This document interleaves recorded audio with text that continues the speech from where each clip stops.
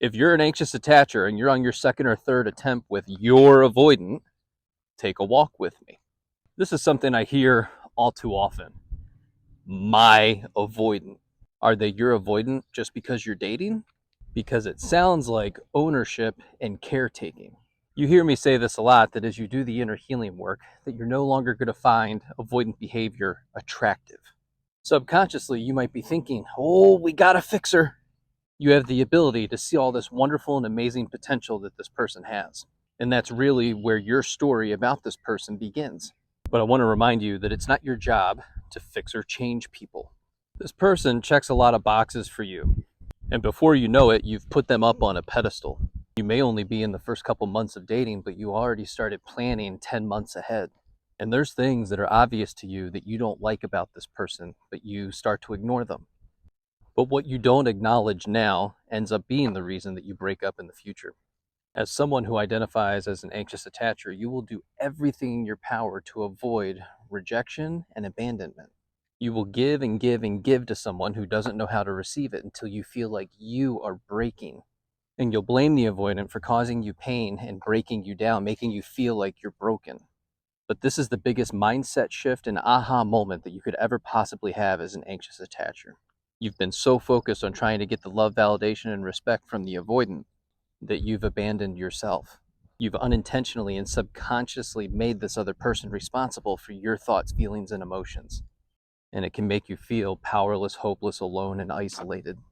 I want you to know that I'm not blaming you. You never asked to have an insecure attachment style, but neither did the avoidant. And if you take a look back on your relationship with your caregivers, it's going to feel oddly familiar to what you're experiencing right now with the avoidant. You'll realize this is a pattern that's been playing out for years and years in every relationship you've ever had. I can prove myself to them. If I can please them, if I can do everything right, then they'll love me back. It means I'm worthy of love, and you're just trying to close a loop that started when you were young. So how can we begin to heal from this? The first step is awareness, which we've created a little bit of that in this video. The second step is acknowledging that you are breaking yourself, trying to give something to someone who doesn't know how to receive it. And it doesn't mean that all is lost and that relationship is hopeless, but it takes two people for that relationship to work, for two people to do the inner healing work together and separate. And this is where the anxious attacher gets really mad, because you feel like you're the one that has to do all the heavy lifting in the relationship by going to therapy and seeking counseling. But ask yourself, if you keep doing what you're doing, where are you going to be in 5 years?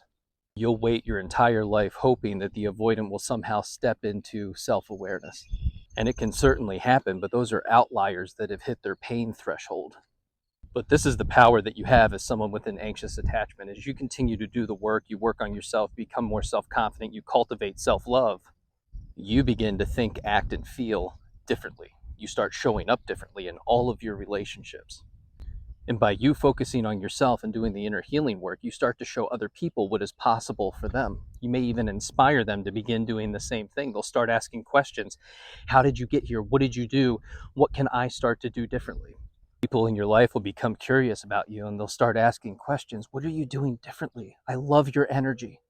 And there's no greater compliment than when somebody ignores your looks and goes straight for, I love your energy.